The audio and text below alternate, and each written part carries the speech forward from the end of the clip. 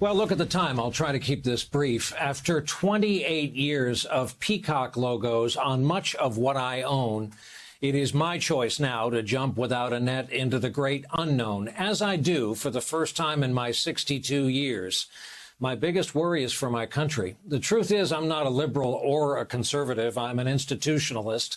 I believe in this place, and in my love of country, I yield to no one. But the darkness on the edge of town has spread to the main roads and highways and neighborhoods. It's now at the local bar and the bowling alley, at the school board and the grocery store, and it must be acknowledged and answered for. Grown men and women who swore an oath to our Constitution, elected by their constituents, possessing the kinds of college degrees I could only dream of, have decided to join the mob and become something they are not, while hoping we somehow forget who they were. They've decided to burn it all down with us inside. That should scare you to no end as much as it scares an aging volunteer fireman. To my coworkers, my love and thanks, and I say again, everyone I've worked with has made me better at what I do.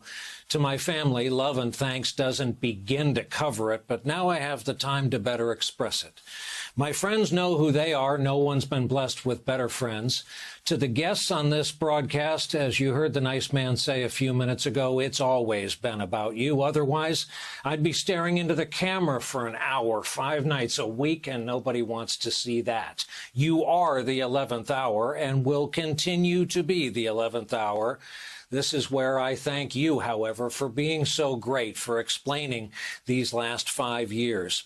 As a proud New Jersey native, this is where I get to say regrets. I've had a few, but then again, too few to mention. What a ride it's been. Where else? How else was a kid like me going to meet presidents and kings and the occasional rock star? These lovely testimonials that I can never truly repay make me hyper-aware that it has been and remains a wonderful life. It's as if I'm going to wake up tomorrow morning in Bedford Falls.